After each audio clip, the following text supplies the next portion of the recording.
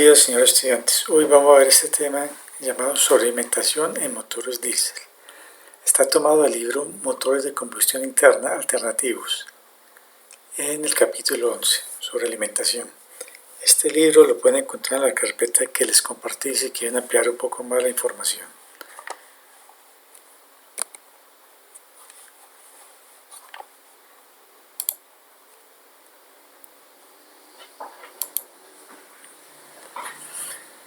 Como introducción tenemos que en este capítulo se aborda el estudio de la sobrealimentación de los motores de combustión interna alternativos. El propósito es que el estudiante entienda las ventajas de la sobrealimentación y su efecto sobre los sistemas en el motor. También que conozca y sepa clasificar los distintos tipos de sistemas de sobrealimentación que existen y al mismo tiempo comprenda y asimile las dificultades para implementar la turbosobrealimentación de forma eficiente.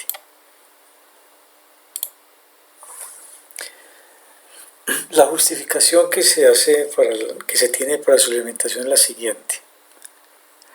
La sobrealimentación de los motores de combustión interna alternativos consiste en el aumento de la densidad del aire de admisión por medio de un aumento de la presión. El aumento de la presión en el colector de admisión se consigue mediante un compresor, como se representa en el esquema de la siguiente figura. Pero veamos que la densidad del aire disminuye con la altura. A mayor altura vamos a tener menor densidad de aire. Entonces, la principal dificultad que se tuvo fue en los aviones, que limitaba su altura de vuelo. Y cuando va descendiendo hacia el nivel del mar, hay mayor densidad de aire. Y para eso se utilizó este tipo de compresor, y entre otros modelos que existen.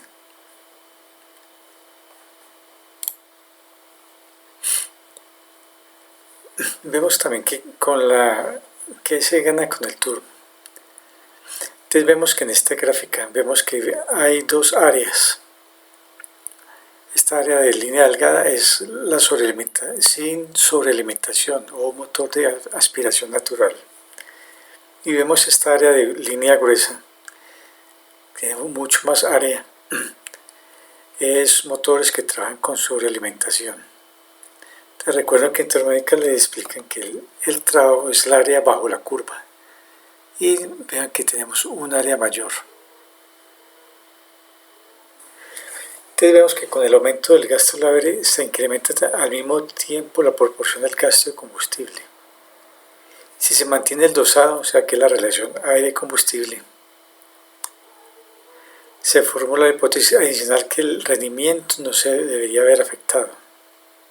Lo que sí es cierto, en primera aproximación, es que podemos concluir que la potencia del motor crecerá linealmente con el gasto del aire. O sea, al misma área, al mismo volumen, estamos haciendo ingresar mucho más aire y mucho más combustible.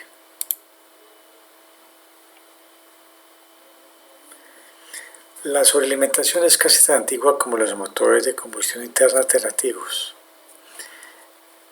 El ingeniero Gottlieb Daimler, ya desde 1885, tuvo una patente en la que advierte que el beneficio de la compresión previa a la carga, o sea, antes de la cámara de combustión, mediante una bomba similar a la bomba de barrido de los motores de dos tiempos. También el ingeniero Rudolf Diesel consideró ya desde 1896 los beneficios de la sobrealimentación de los motores que llevan su nombre, y para ello instaló un compresor alternativo o un compresor de pistón. A pesar de que el motor sobrealimentado consiguió aumentar la potencia con respecto al motor atmosférico, se redujo el rendimiento térmico del motor. Esto quiere decir que los motores se sobrecalientan un poco más. El impulsor de la sobrealimentación con turbina de escape fue dado por ingenieros de una empresa suiza, Sulzer Brothers. El ingeniero Alfred Busch en 1905 propuso una patente de un motor sobrealimentado con un turbocompresor axial accionado con una turbina movida por los gases de escape en 1905. La aplicación de la retroalimentación fue especialmente importante en los campos de la aeronáutica, por lo que vemos que los motores vuelan a gran altura y a estas alturas hay menor densidad de aire. Efectivamente, los motores de avión, que en principio del siglo eran alternativos, sufrían una pérdida de potencia por la disminución de la densidad de aire en dicha altura, ya que a 5.000 metros de altura la densidad se reduce entre un 40% y a 10.000 kilómetros y a 10 kilómetros a 10.000 metros hay una pérdida del 67%, una gran pérdida considerable. ¿Cómo se enfría el aire de admisión? La compresión del aire de admisión conduce al aumento de temperatura, por lo que estamos comprimiendo el aire. Hay fricción atómica, ya que el proceso está dejando de ser isotérmico. Eso se traduce en las temperaturas de entrada del motor, que pueden oscilar entre 100 y 200 grados centígrados con relación a la temperatura ambiente. Para minimizar este problema, en algunos motores alimentados se emplea un refrigerador de aire de sobrealimentación que enfría el aire después del compresor y antes de entrar al motor. Al aumentar el grado de sobrealimentación se hace más adecuado el enfriamiento, ya que puede incluso multiplicar por 2 la densidad del aire. Entonces se utiliza este tipo de enfriador, que por estos ductos pasa el aire presurizado por el turbo y por medio de estas paletas pasa aire atmosférico, el cual se encarga de reducir la temperatura del aire. En este vemos ya un circuito, que tenemos el turbo, el compresor, me comprime el aire, pasa por estos ductos. Normalmente este intercambiador de calor, o otros que se llaman intercooler, va al frente del vehículo. El aire que viene del frente del motor se encarga de enfriarlo y luego pasa al múltiple de emisión para entrar a los pistones. Este es un esquema ya simbólico. Tenemos el compresor, viene el intercooler y entrada de aire al compresor. Que aquí está otro esquema, que vemos pues que el compresor nos sube la temperatura del aire. Entonces, si sube la temperatura, bajaría la densidad por medio de este condensador, de este enfriador, nos baja la temperatura y el aire va a ingresar al motor frío.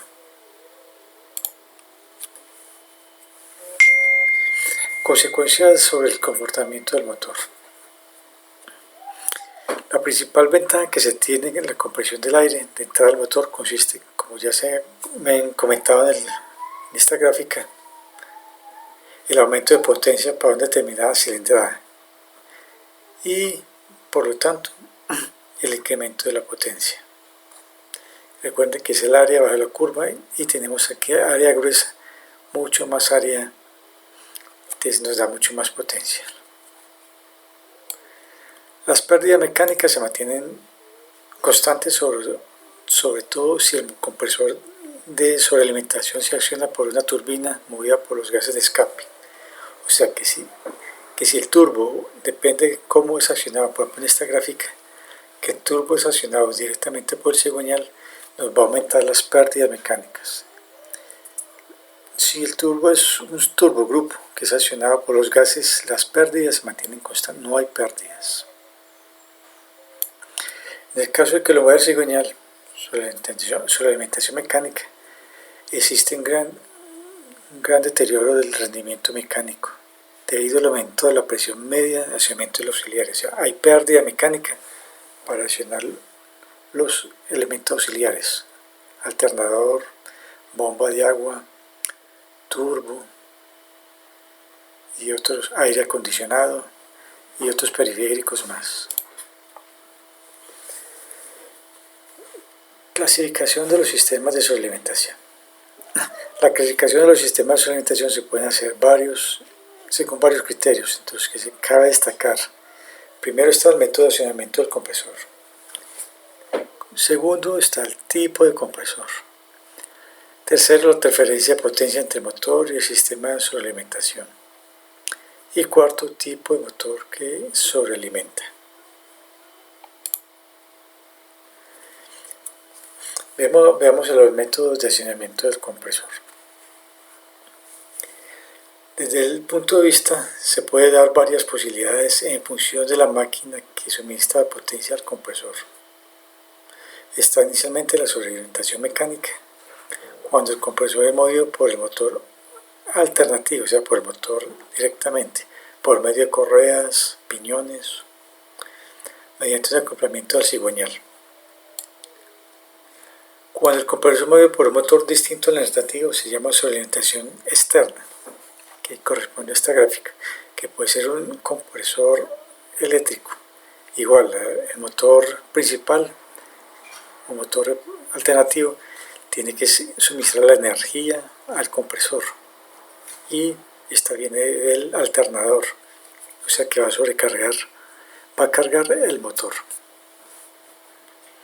Y finalmente está modalidad más extendida, que es la automoción, se llama turbo sobrealimentación, que se da cuando el compresor es accionado por la turbina que extrae energía de su movimiento de los gases de escape del motor alternativo. Al conjunto turbina-compresor se conoce como turbogrupo, que corresponde a esta gráfica. ¿Sí? Los mismos gases de escape, por medio de un eje principal, me mueven un turbocompresor. Este viene a ser ya un esquema de lo que acabamos de ver. Compresor movido por el cigüeñal directamente, un compresor movido por un motor o acople externo y el turbogrupo. Este que estamos viendo acá es muy utilizado en plantas de generación. Aquí tenemos un motor eléctrico que me está moviendo un juego de compresores, el cual me va a sobrealimentar la planta.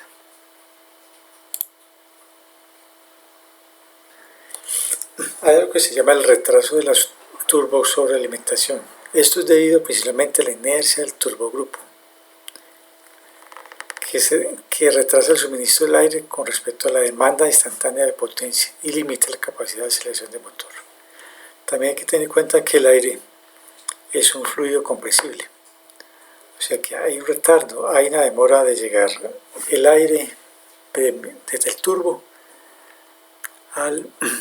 directamente a la válvula. Una de las propuestas que está haciendo diferentes fabricantes es poner un turbo independiente para cada múltiple de admisión. Y con esto buscan disminuir un poco el retardo de la admisión.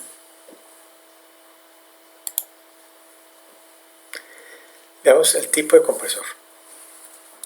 Dependiendo al tipo de compresor, una primera posibilidad son los compresores de desplazamiento positivo o volumétricos, que se suelen emplear en su alimentación mecánica, ya que el régimen de giro óptimo del compresor es el mismo del orden del motor, que también son llamados tipo tornillo o tipo scroll, que en esta gráfica que vemos acá, que de acuerdo a la relación de compresión del vehículo y de acuerdo al gasto másico del vehículo, va a haber unas zonas óptimas de funcionamiento, que también están relacionadas con la eficiencia volumétrica del vehículo y de las revoluciones a cual está operando el motor.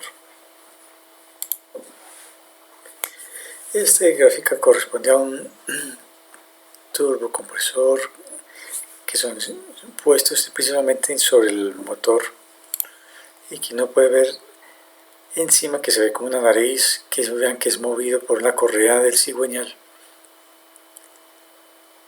Toma el aire, lo comprime por esta zona y lo lleva al múltiple de admisión. La segunda posibilidad son los turbocompresores, que suelen emplear en la turboalimentación, ya que tanto la turbina como el compresor suelen girar al régimen de giro óptimos, similares y mucho mayores al que el motor alternativo.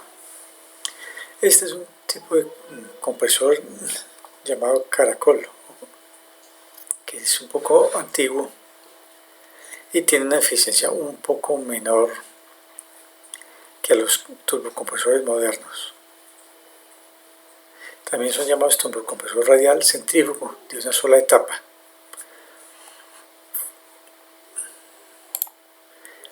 Ya empezaron a diseñarse unos compresores un poco más modernos. Aunque este sistema fue introducido por Gucci al principio del siglo XX, su popularización tuvo que esperar a la década de los 50, teniendo que esperar beneficios mejores en el diseño de las turbinas de gas, y principalmente por causa de los materiales que eran muy exigentes. Y hoy en día son los más utilizados. Vemos que en este día se empieza a implementar una geometría un poco más complicada y unos álabes externos que ayudan a comprimir más el aire de entrada.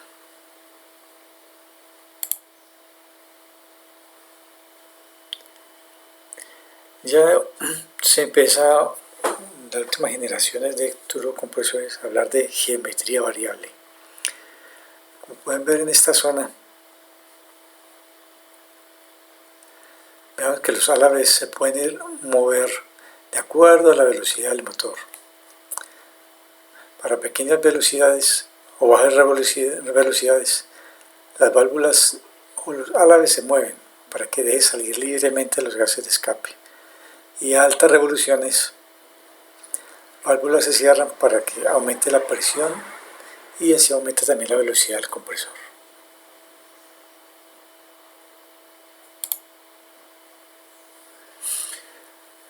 Hay otro elemento que se llama recirculación de gases de escape o EGR.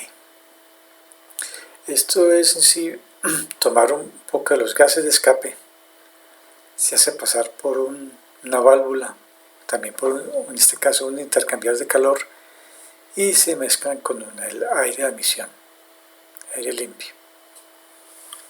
El uso de la recirculación de gases de escape, comúnmente llamado EGR, como un medio de reducción de emisiones de los gases convenientes llamados NOx, tiene importantes aplicaciones. Vargas Álvarez.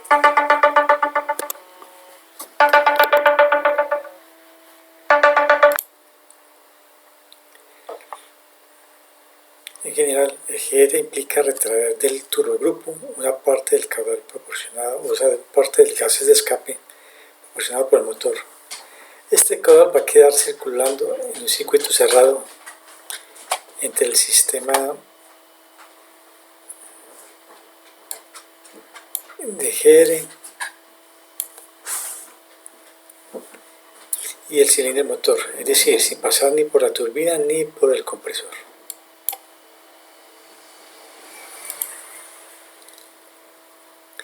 En conclusión, hay muchas perspectivas futuras sobre el uso del compresor o turbocompresores.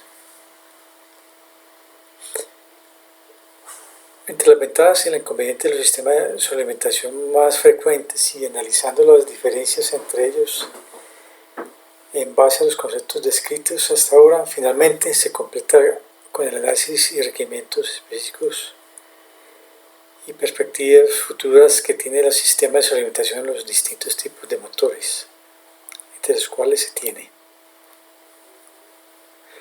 Los dos sistemas de sobrealimentación que se utilizan de forma generalizada son sobrealimentación mecánica y turbo sobrealimentación. Y entre las desventajas de la sobrealimentación mecánica se puede apuntar como la energía necesaria para accionar el compresor se obtiene del motor, el rendimiento mecánico del motor se reduce un poco por el aumento de potencia consumida por los auxiliares, o sea, alternador, bomba de agua, aire acondicionado y otros. De igual de manera será el rendimiento efectivo. Los compresores volumétricos son ruidosos, o sea, los que utilizan más que todos los carros de gasolina, por lo que el diseño debe cuidarse mucho para filtrar o reducir el ruido. Si se comparan a igualdad de potencia o de igual de caudal los compresores volumétricos con los turbocompresores, el incremento en volumen y peso de los primeros no es despreciable. O sea, los volumétricos son más pesados.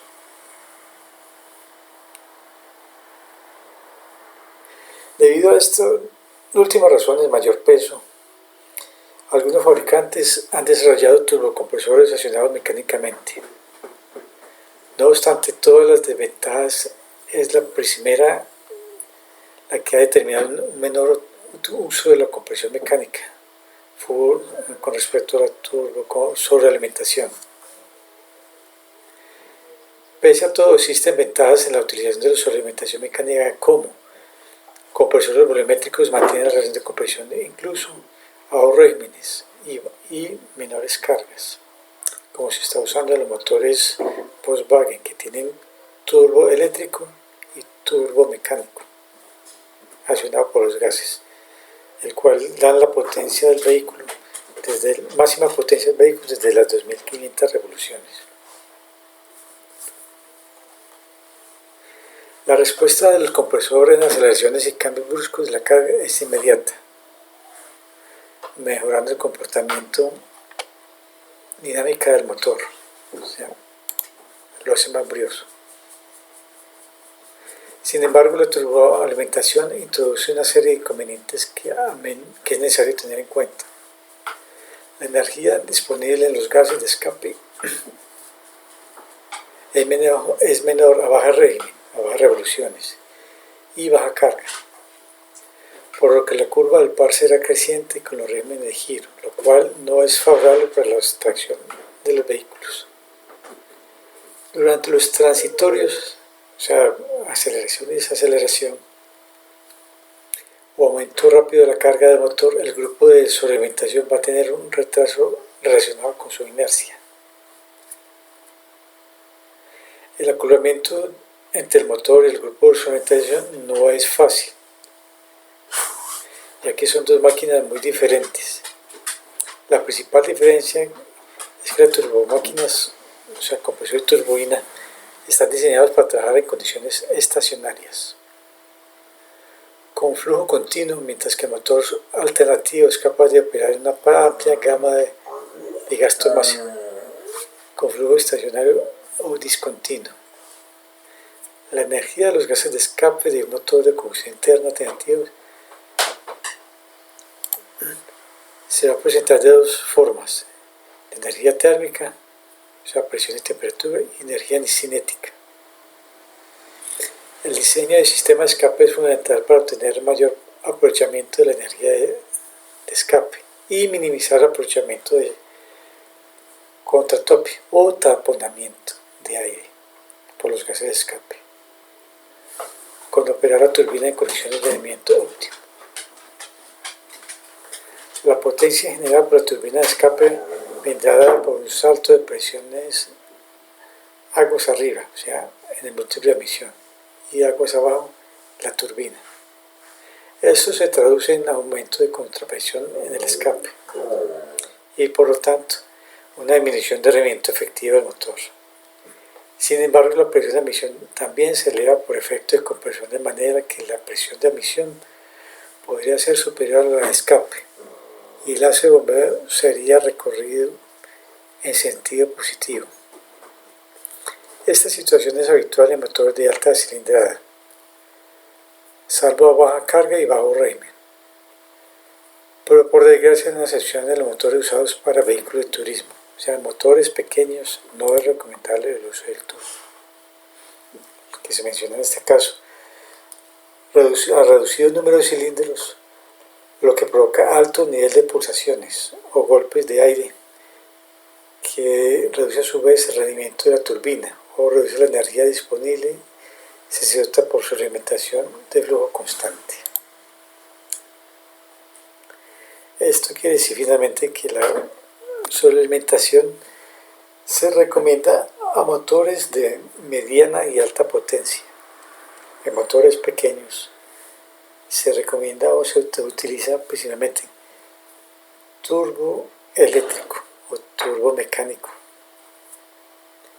Entonces, como acabamos de ver en esta presentación, el uso del turbo no es algo tan sencillo. Hay que tener en cuenta geometría del motor, potencia del motor, relación de compresión, número de cilindros, entre otros. Muchas gracias por la atención.